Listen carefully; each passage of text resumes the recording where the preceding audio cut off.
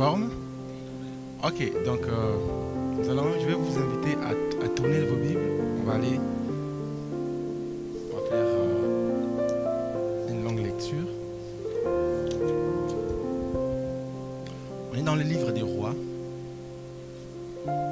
Un roi.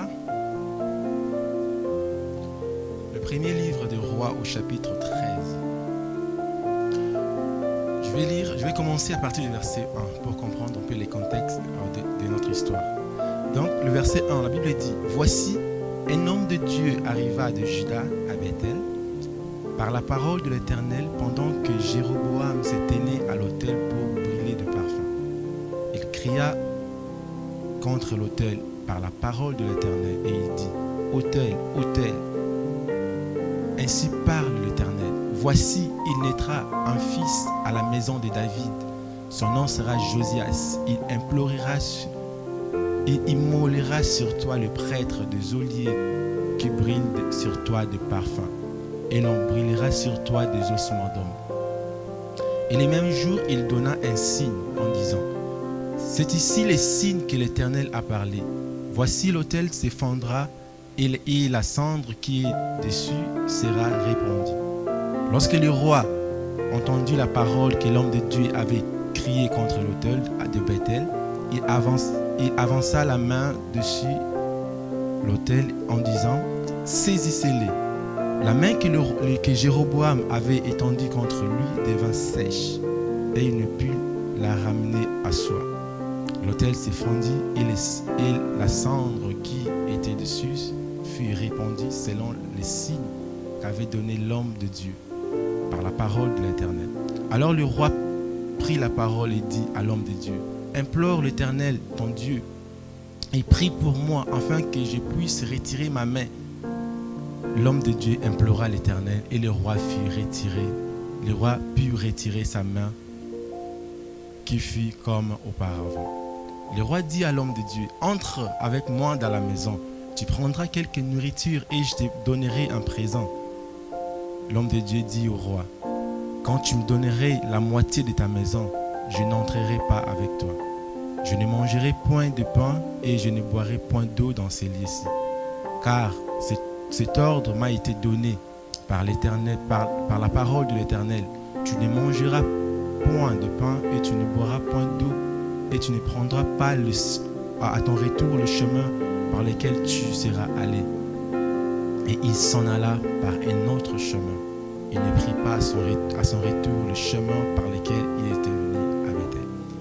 On continue. Or, il y avait un vieil prophète. C'est ça, notre thème sera basé ici, dans la deuxième partie. Or, il y avait un vieil prophète qui demeurait à Bethel. Ses fils vinrent lui rencontrer toutes les choses que l'homme de Dieu avait fait à Bethel ces jours-là, et les paroles qu'il avait dites au roi. Lorsqu'ils eurent fait les récits à leur père, il leur dit, par quel chemin s'en est-il allé? Ses fils avaient vu par quel chemin s'en était allé l'homme de Dieu qui était venu de Juda. Et il dit à ses fils, scellez-moi l'âne. Ils lui scellèrent l'âne et il monta dessus. Il alla après l'homme de Dieu et il les trouva assis sous un térébinthe. Et il lui dit, es-tu l'homme de Dieu qui est venu de Juda? Il répondit, je le suis. Alors il lui dit, viens avec moi à la maison, tu prendras quelque nourriture. Mais il répondit, je ne puis ni retourner avec toi, ni entrer chez toi. Je ne mangerai point de pain, je ne boirai point d'eau avec toi en ces lieux-ci. Car il m'a été dit par la parole de l'Éternel, tu ne mangeras point de pain et tu ne boiras point d'eau. Et tu ne prendras pas à ton retour le chemin par lequel tu seras allé. Il lui dit, moi aussi je suis prophète, comme toi. Un ange de Dieu m'a parlé de la part de l'Éternel et il m'a dit, ramène-les avec toi dans ta maison et qu'ils mangent du pain et ils boivent de l'eau. Il lui montait. L'homme de Dieu retourna avec lui et il mangea du pain et but de l'eau dans sa maison. Comme ils étaient assis à table, la parole de l'Éternel fut adressée au prophète qui lui avait ramené. Et cria à l'homme de Dieu qui était venu de Juda. Ainsi parle l'Éternel, parce que tu as été rebelle à l'ordre de l'Éternel et que tu n'as pas observé les commandements que l'Éternel, ton Dieu, t'avait donnés, parce que tu es retourné et que tu as mangé du pain et bu de l'eau dans le lieu dont il t'avait dit, tu n'y mangeras point de pain et tu n'y boiras point d'eau. Ton cadavre n'entrera pas dans le sépulcre de tes pères. Quand le prophète qu'il avait ramené manger du pain et qu'il but de l'eau, il scella l'âne pour lui. Et l'homme de Dieu s'en alla et le fit rencontrer dans le chemin par un lion qui le tua. Son cadavre était étendu dans le chemin. L'âme resta près de lui et le lion s'étend à côté du cadavre. Alléluia. C'était une histoire longue et puis c'est vraiment triste pour l'homme de Dieu, pour le jeune prophète. C'est ce que nous allons parler ce matin. Le thème de mon message ce matin, c'est intitulé « Le messager de la route ». Pourquoi je parle de la route? Parce que la vie chrétienne, c'est un pèlerinage. Donc c'est un voyage, nous voyageons vers un point donné. Donc nous quittons un point A pour aller au point B. Maintenant, pendant notre chemin, sur notre route, on y trouvera des gens qui vont venir, qui seront là en face de nous pour nous donner des messages. Et il y aura certains qui nous donneront des bons messages et d'autres qui ne seront là pour nous tromper. Ici, on voit, après la mort de Salomon, Dieu avait divisé Israël en deux. Il a donné à Jéroboam les 10 tribus du nord. Il a donné à Roboam les 2 tribus du sud. Jéroboam n'était pas un prêtre. Jéroboam n'était pas censé faire de sacrifices. Mais la Bible dit un jour, Jéroboam commençait il a construit un autel à Bethel et là il commençait à faire des sacrifices. Et Dieu n'était pas content avec Jéroboam. C'est pourquoi il a envoyé ce jeune prophète de Juda. Il dit, va à Bethel, va voir Jéroboam, dis-lui, parce qu'il a obéi à mes ordres, parce qu'il n'a pas écouté ma parole, voici ce qui arrivera.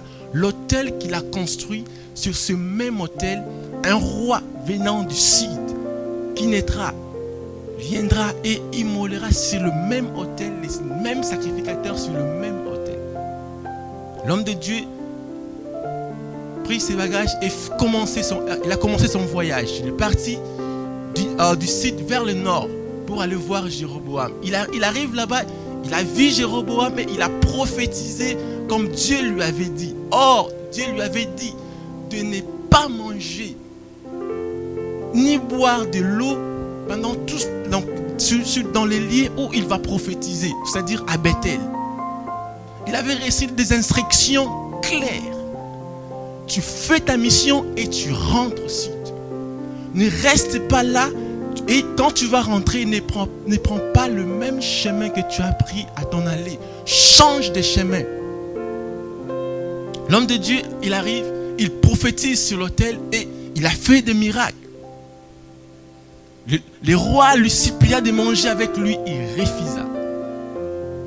Il refusa et il a pris son chemin de retour, un autre chemin. La Bible dit, pendant son chemin, il était assis quelque part sous un arbre. Il s'est reposé. Quand il s'est reposé, il y avait maintenant un prophète, un vieux. La Bible dit il y avait un vieux prophète qui avait entendu tout ce que le jeune prophète avait fait. Et ces prophètes n'étaient pas contents. Pourquoi? Parce que c'était lui les vieux prophètes du secteur. C'est lui les prophètes. Comment est-ce qu'un homme qui vient du sud, et vient donner des ordres, comment est-ce que Dieu peut utiliser un autre homme venant du sud alors que c'est moi qui occupe le nord? Cet homme n'était pas content et il est parti après le jeune prophète. Il lui dit, je suis aussi prophète comme toi. Il dit, viens chez moi, viens manger avec moi. Je te donnerai de l'eau, tu vas boire. L'homme de Dieu lui a dit, non, je ne peux pas. Pourquoi? Parce que Dieu m'a donné un ordre. Mais quand le vieux prophète lui dit, l'ange de Dieu m'a apparu. Il dit, je suis aussi prophète comme toi. Cette nuit, Dieu m'a parlé. L'ange de Dieu est venu vers moi et il m'a dit que tu viennes avec moi. Je te donnerai à manger, tu vas boire.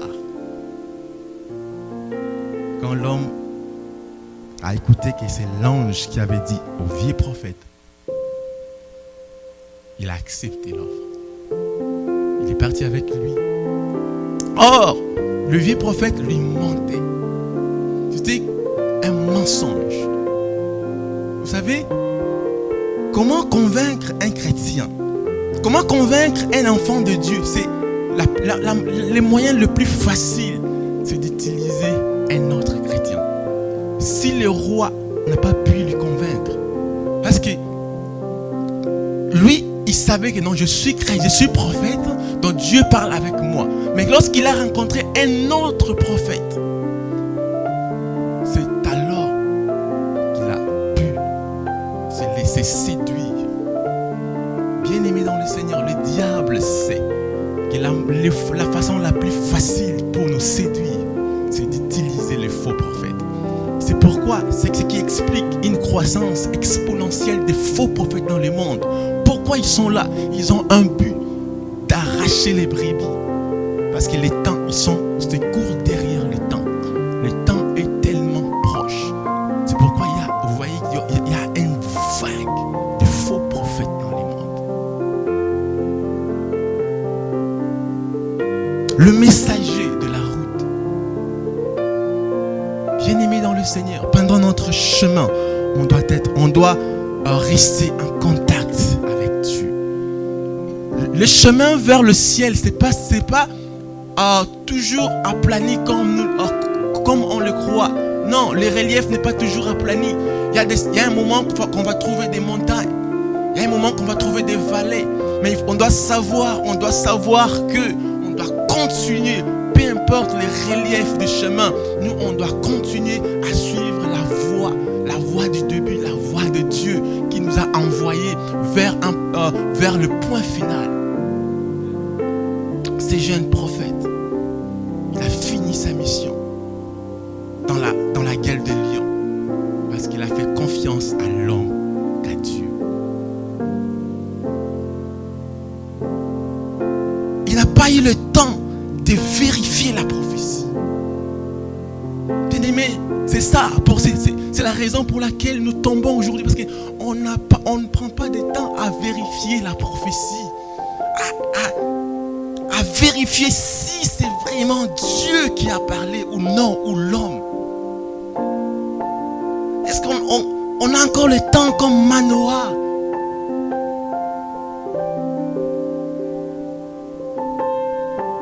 Est-ce qu'on a encore le temps comme ce que Manoah a fait? Vous savez, l'histoire de Manoah, c'est le père de Samson.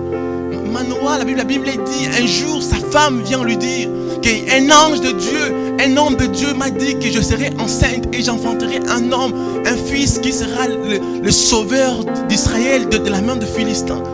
Vous savez, c'est ce que Manoah a fait. Manoah est entré dans la prière pour dire, Seigneur, est-ce que tu peux encore renvoyer cet homme pour une deuxième fois?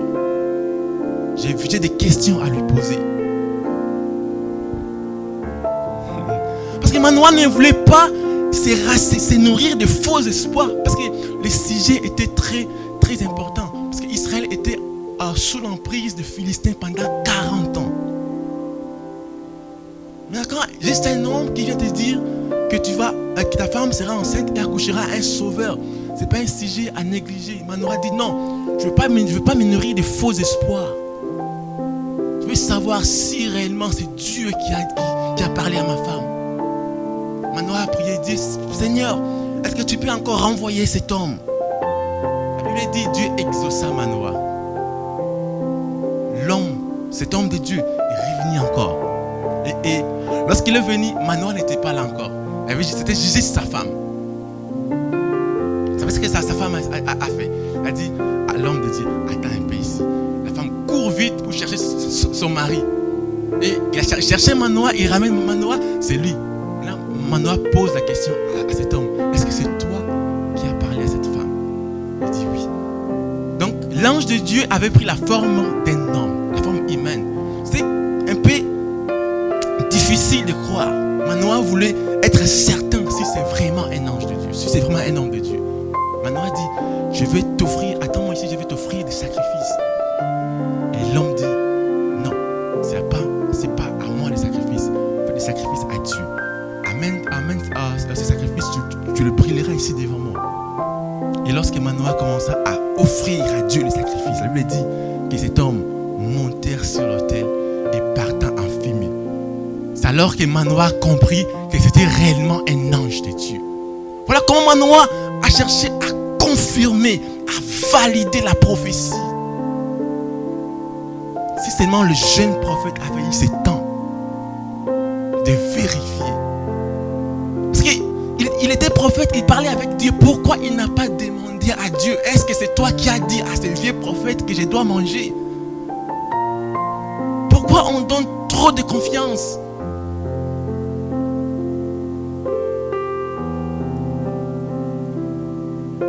Vous savez, pour séduire ou pour convaincre un soldat, il faut utiliser son commandant, son général. C'est très facile. Donc, les humains, on a toujours cette façon-là de faire plus confiance aux gens auxquels on appartient dans le même clan. C'est-à-dire, un musulman peut faire plus confiance à un musulman qu'à un chrétien. C'est vice-versa. Le diable sait. Est-ce qu'on a le temps de vérifier la prophétie? Manoah, il était juste. Dieu n'a pas dit pourquoi tu es dit non. Parce que Dieu a compris que Manoah voulait vérifier, être certain. Non, Dieu n'est pas contre que tu vérifies la prophétie. Non. Dieu n'est pas contre. Dieu est toujours bon. Trois leçons que nous allons prendre, trois leçons à retenir dans ces passages. La première leçon, c'est qu'il est toujours nécessaire, comme je viens de dire tantôt, de vérifier une prophétie avant toute soumission à son égard. Avant toute forme de soumission à son égard, vérifier pour confirmer que la prophétie vient de Dieu. Parce que le diable est aussi à ses prophètes. Le diable a ses envoyés. Donc, la première forme que les messagers de la route que le diable peut prendre, c'est la forme d'un serviteur de Dieu. Donc, pendant l'enseignement, on va voir trois formes aussi, trois formes de messagers de la route. D'abord, on finit avec les trois leçons. La première leçon, donc, comme je l'ai dit tantôt, c'est qu'il est toujours nécessaire de valider une prophétie avant toute soumission à son égard. Exemple de Manoah. Deuxième leçon. Donc, devant toute prophétie ou face à toute prophétie, il faut toujours écouter le Saint-Esprit en toi. Élisée avec Élie. Quand les deux commençaient quand Élie a pris son dernier voyage, Élie a dit à Élisée, reste ici. Élie, le prophète de Dieu, il a dit à Élisée, reste ici. Moi, Dieu m'envoie. Et Élisée dit non, j'irai avec toi. À trois reprises, Élie l'a supplié de rester. Mais Élisée écoutait en lui le Saint-Esprit qui lui parlait. C'est le temps. Suis-les. Est-ce qu'on a le temps?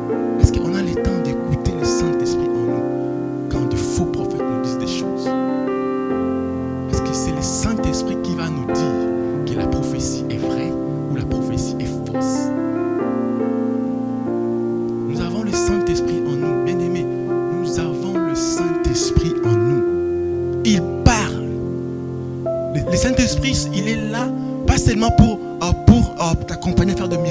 est aussi là pour te diriger dans nos choix de la vie. Il parle. Avant qu'on puisse faire des choix dans la vie, le Saint-Esprit nous dit toujours des choses. On doit l'écouter.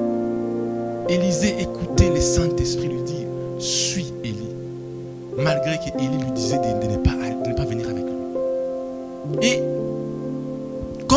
comme Élie n'était pas suffisant, il y avait aussi des fils de prophètes. Un gros nombre qui viennent encore ici. Oh non, arrête, ton maître il s'en va, Dieu va l'enlever, toi reste ici. Il y avait des fils des prophètes. Mais Élisée, il écoutait la voix en lui. Suis-les. Il dit, je le sais et taisez-vous.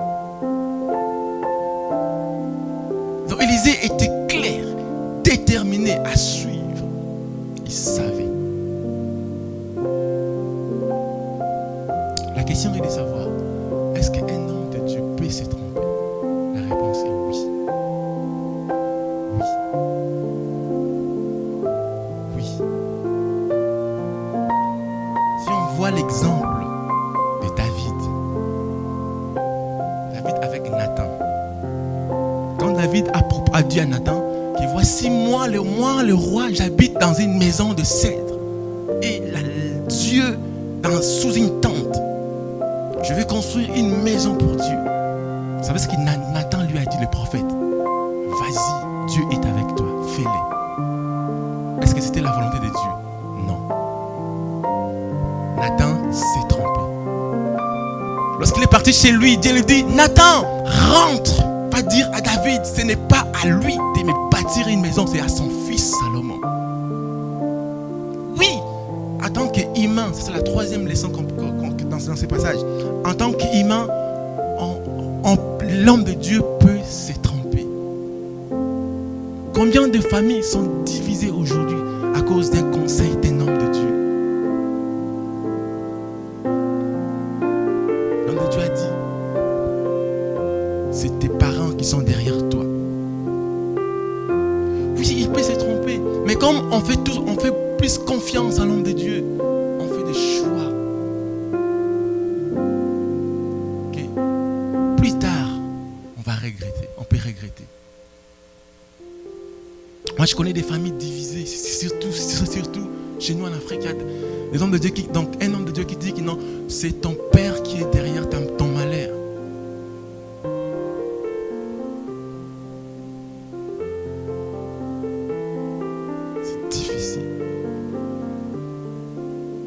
Donc on voit comme on a face à deux choix, l'homme de Dieu et son père. Et les gens, les chrétiens, suivent souvent l'homme de Dieu.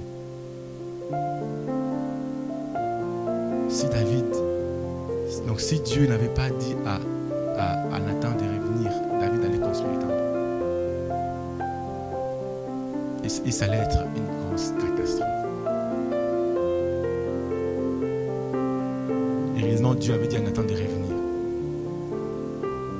Est-ce que aujourd'hui, d'abord, parce que Nathan était aussi humble. Il est parti corriger son erreur. Mais il y a d'autres serviteurs, même si Dieu l'a dit de revenir, il refuse. Il ne veut pas aller pour dire non, je t'ai trompé avant. Non, il se sent comme. Donc il va s'abaisser et puis. Donc non, soyons humbles. Si Dieu dit que tu as fait une erreur, va le corriger, vas-y. Nathan était humble. Il dit oui, j'ai fait une erreur. Il est parti directement voir David. David, c'est pas toi. Dieu m'a dit, c'est ton fils. C'est simple. Beaucoup de gens, beaucoup de serviteurs de Dieu ne veulent pas retourner. Même si Dieu le dit, va corriger, ils refusent. Dans le messager de la route. Bien aimé, on doit faire très attention. Très, très attention. Parce que sur notre chemin, le diable est là. Comme je dis, il prend souvent trois formes. La première forme que le diable utilise souvent pour nous détourner, c'est en utilisant des costumes d'un homme de Dieu. La Bible dit dans 1 Jean chapitre 4, le verset 1, n'ajoutez pas foi à tout esprit, Est-ce qu'on peut les lire? Allons dans 1 Jean chapitre 4. Allez voir, c'est écrit noir sur blanc.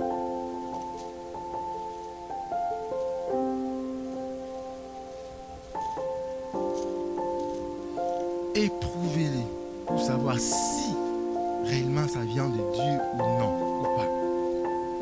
1 Jean chapitre 4.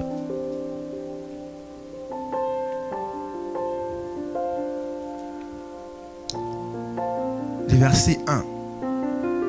Bien-aimés, n'ajoutez pas foi à tout esprit, mais éprouvez-les. Éprouvez les esprits pour savoir s'ils sont de Dieu. Pour savoir s'ils sont de Dieu, éprouvez-les. N'ajoutez pas foi à tout esprit. N'ajoutez pas foi à toute prophétie. Éprouvez-les. Pour savoir, pourquoi? Pour savoir s'il vient de Dieu. Car plusieurs faux prophètes sont venus dans le monde. Déjà, l'apôtre Jean nous a dit, éprouvez-les, car il y a plusieurs faux prophètes dans le monde. Est-ce qu'on a le temps d'éprouver la prophétie avant de prendre toute forme de décision?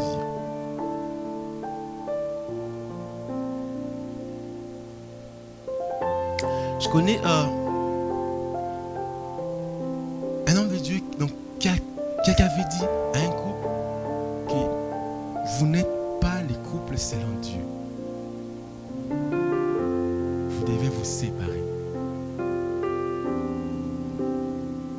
Ce couple n'avait pas eu le temps de consulter Dieu pour savoir si réellement c'était la parole de Dieu.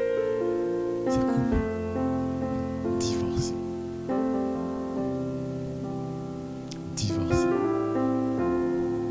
Et après le temps, on a appris que cet homme de Dieu sortait avec la femme de ce couple. Je vous dis qu'il y a des choses dans ce monde. Ayant toujours le temps, soyons comme Manoah. Soyons comme Manoah, de prendre le temps de vérifier la prophétie, de vérifier toute parole. Les élèves, les écoliers de Béré, ce qu'ils faisaient quoi? Quand ils venaient chez les disciples, on les prêchait, ils rentraient à la maison, ils vérifiaient si ce que les disciples disaient était dans la Bible.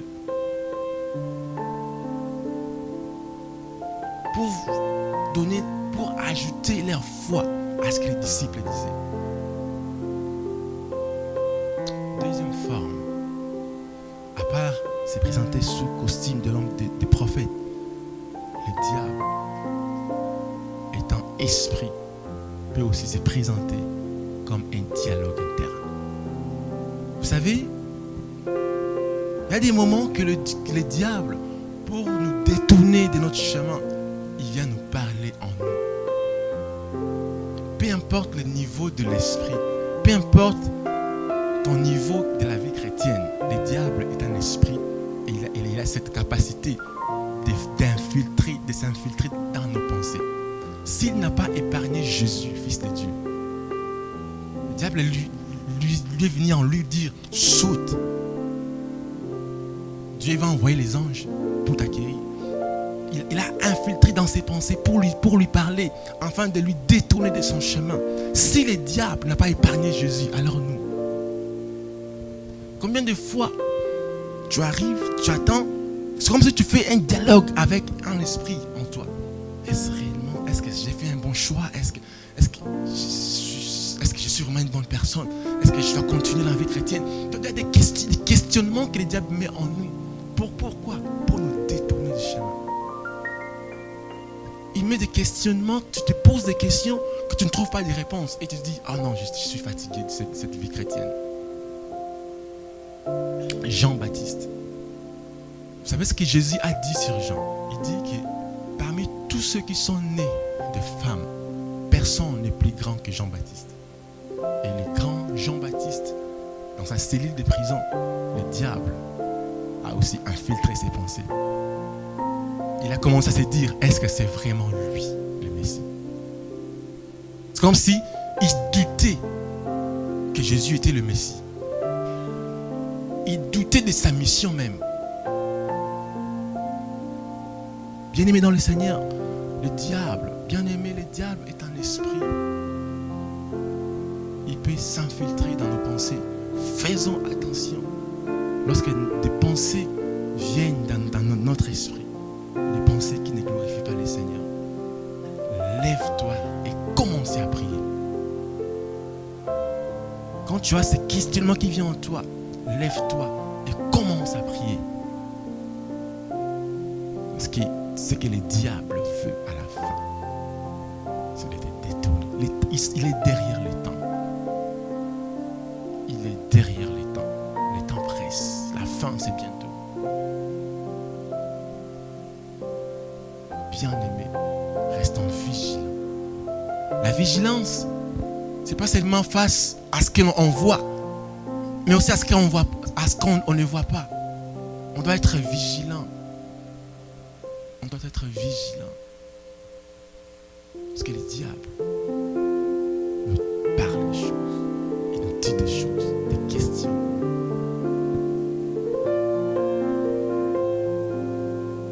Si on lit dans Genèse chapitre 3, on voit aussi l'histoire d'Ève.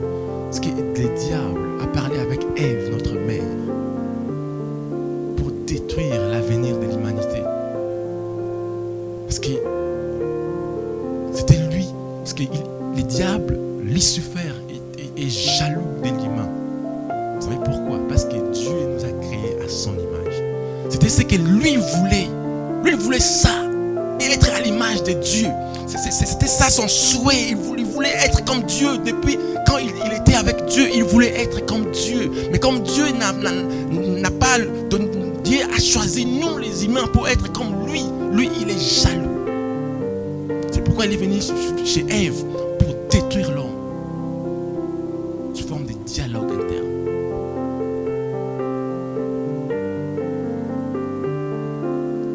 Par des dialogues internes comme ça, beaucoup de familles ont connu des séparations détruites. Vous rêvez un matin, des décisions viennent. Oh non, je prends une décision. D'où vient cette décision? Oh, je me suis décidé. Je réfléchis. Bien aimé, il faut toujours prier pour voir si cette décision vient de Dieu. Si cette décision que tu veux prendre vient réellement de Dieu. À quoi sert de commencer la route et de ne pas achever la course? À quoi sert d'amasser toutes les richesses de ce monde et de ne pas achever la course? Paul dit, je cours pour ne pas moi-même être disqualifié. Je frappe, non comme frappant de l'air, je frappe, je cours. On peut tout avoir dans ce monde, mais rien, la Bible dit, rien ne peut être comparé à la gloire qui nous est réservée. Rien. Qu'est-ce qu'il y a dans ce monde qu'on peut comparer à la gloire qui nous est réservée? Rien du tout. Le diable sait. C'est pourquoi il se présente devant nous sur notre chemin pour nous tromper. Comme il a trompé Ève, il va encore tromper sa descendance. C'est pas commencé aujourd'hui. Dieu dit que je mettrai une inimitié entre toi et la descendance de la femme. La guerre a commencé depuis la création. Et jusque-là, il est toujours en guerre avec nous, la descendance de Jésus. Bien-aimés, soyons vigilants. Troisième forme que le messager de la route peut prendre pour nous détruire.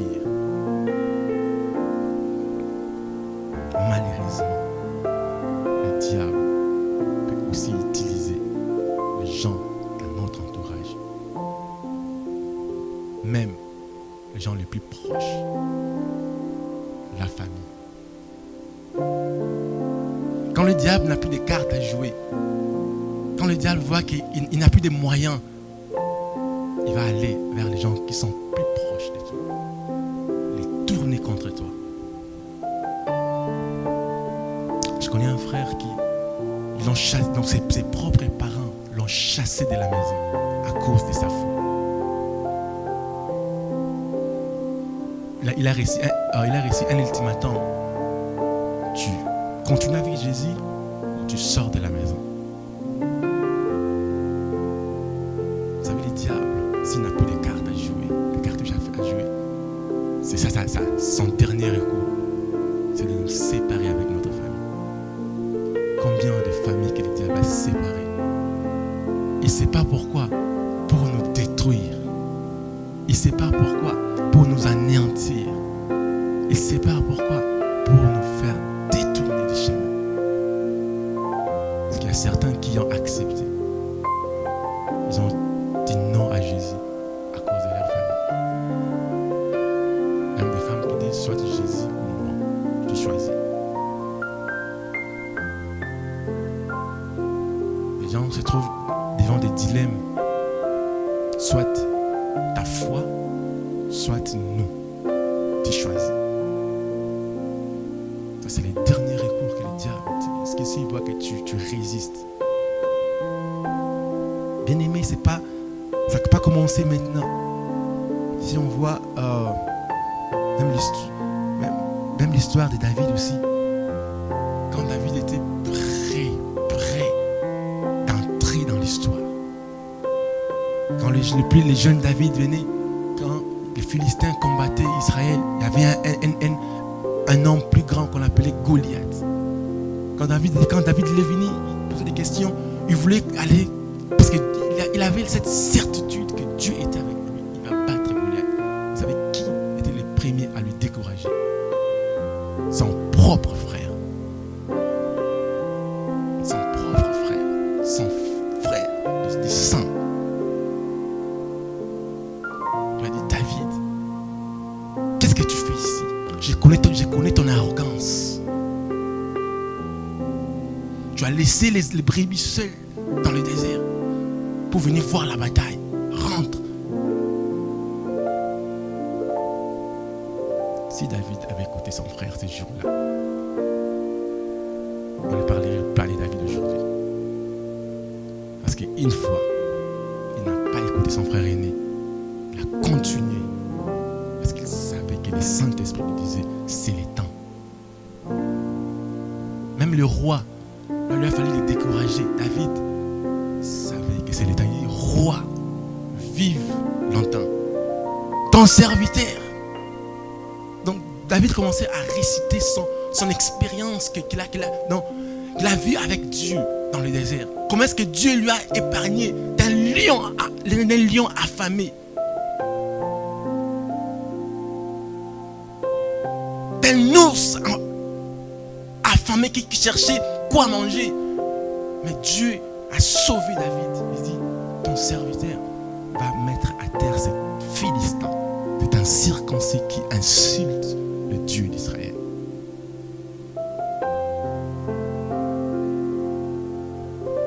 Mais par contre, si on voit l'histoire de son fils, Salomon, je l'ai dit dans le livre de 1 Roi chapitre 11, la Bible dit que Salomon, dans sa vieillesse, on peut dire ça, 1 Jean chapitre 14, non, c'est 1 Roi, pardon.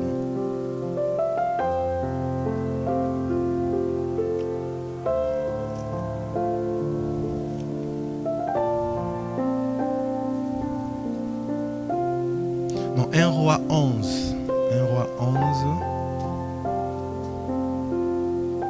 verset 4.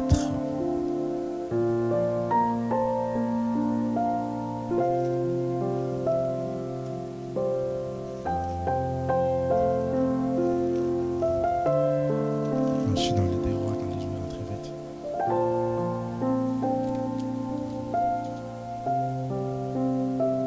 Vous pouvez lire si vous voulez.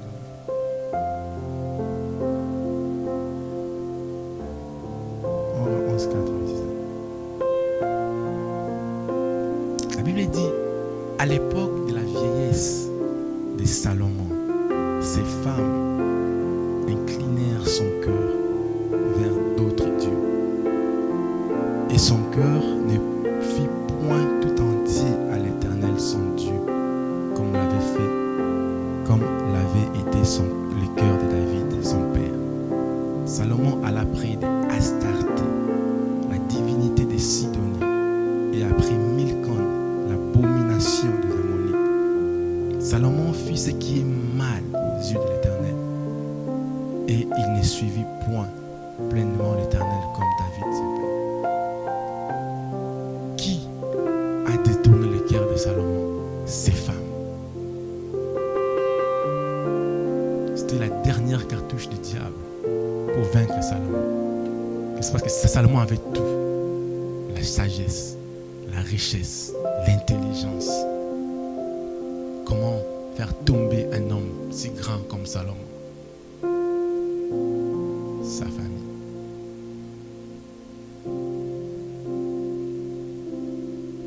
Sa famille. C'est une triste histoire qu'on voit pendant sa vieillesse. Salomon, lui, que Dieu avait tellement béni, avec des richesses incomparables. Des rois venaient d'autres royaumes pour contempler la richesse. Même les serviteurs de Salomon étaient riches. Ils mangeaient très bien. Si vous lisez dans le livre des rois, vous allez voir comment est-ce que, dans les chroniques, vous allez voir comment est-ce que les repas étaient organisés par jour dans la maison du roi. Vous allez voir des dépenses extrêmement incomparables par jour. Donc il était richement béni. Mais ces femmes ont détourné son cœur vers les dieux des étrangers, l'Astarté. Bien aimé, on doit être vigilant. Vigilant. Jonathan, le prince Jonathan,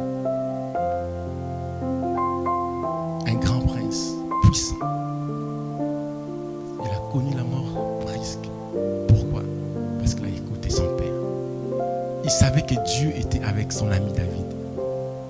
Mais il a fait son choix d'aller avec son père. En guerre, la Bible dit que le prince est tombé. C'est vraiment triste l'histoire. Comme un prince si puissant comme Jonathan. Si seulement il avait écouté David, parce qu'il savait bien que Dieu était avec David et non son père. Job.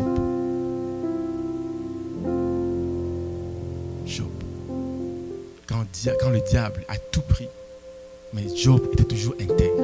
Il dit, c'est quoi ça? Sa dernière cartouche, il envoie sa femme. Il dit à Job, mais qu'est-ce qu'il y a? Maudit c'est Dieu! On est foutis! On a tout perdu!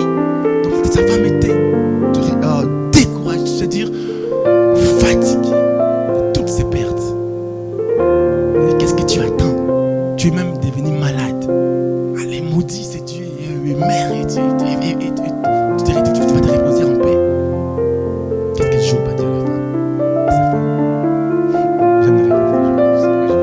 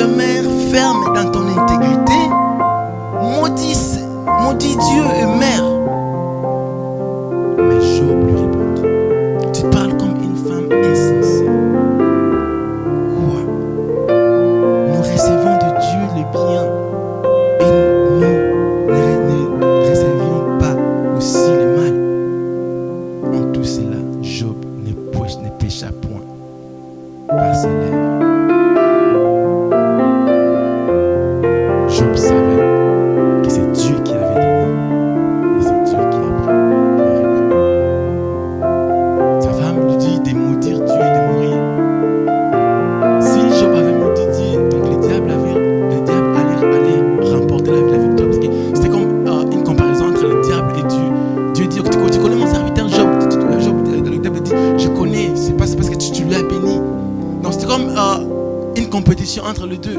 Et Dieu dit, ok, tente-les, tu vas voir. Mais ne touche pas à son âme. Mais Job a continué dans son intégrité, malgré tout ce qui lui est arrivé. Est-ce qu'il y a encore des Job aujourd'hui? Des gens qui continuent à croire, malgré la chute, la sécheresse, des pertes instantanées.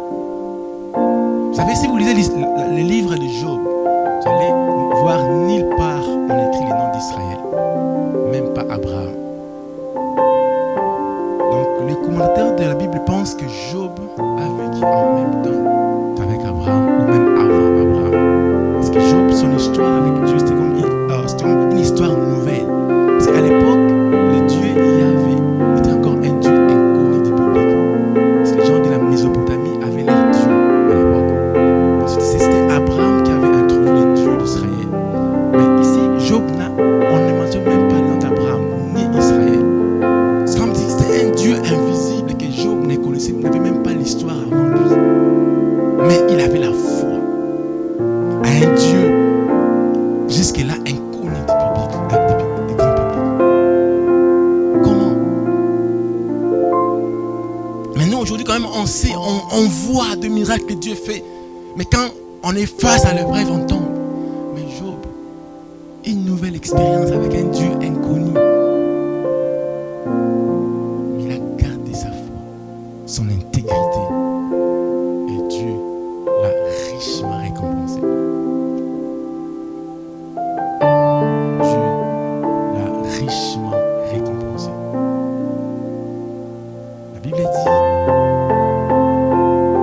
que c'est lui qui vaincra. Apocalypse chapitre 3, verset 21. C'est lui qui vaincra. Je le ferai asseoir sur mon trône. Parce qu'il y aura encore des vainqueurs.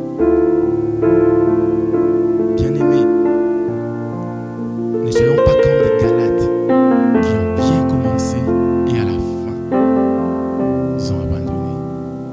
Par contre, continuons la course jusqu'au dernier sifflet. Vous savez, c'est comme dans un match de soccer. Si l'arbitre n'a pas encore sifflé le dernier sifflet, c'est-à-dire le match est encore ouvert. Tu pouvais gagner 5-0. Si tu relâches à la 80e minute de jeu, l'adversaire peut marquer 6 et tu perds le game. Malgré que tu as dominé pendant 80 minutes, juste dans les 10 dernières minutes, tu consommes une défaite. Donc tant que l'arbitre n'a pas encore sifflé le dernier sifflet, le match est encore ouvert. Tant que la trompette de Dieu n'est pas encore sonnée, la course est toujours ouverte. Et on peut soit remporter ou perdre. Perdre, à quoi bon? On a passé toutes nos vies à servir Dieu.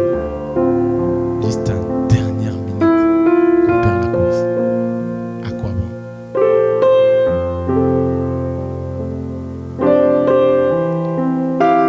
Don't give up. On continue. Bien aimé, les messagers de la route est là devant nous pour nous détourner comme ce jeune prophète. Il a bien fait sa mission, il a fini sa mission. Au lieu de rentrer chez lui, il a pris une pause sur la terre où Dieu ne l'avait pas dit de rester.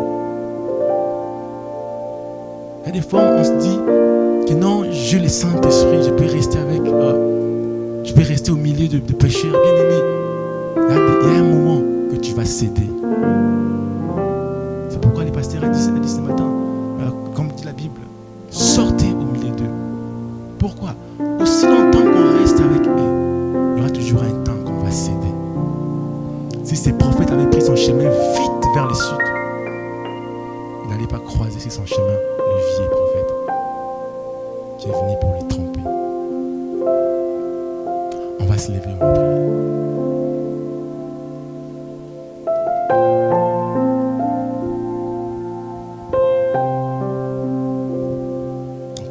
tu vas demander la force du Saint-Esprit.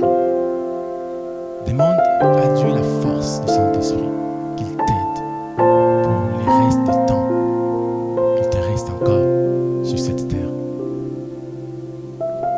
Demande la force du Saint-Esprit, le discernement des esprits, à discerner qui est le vrai et savoir qui est le faux. À ne pas se laisser aux prédateurs spirituels qui rôdent partout dans le monde.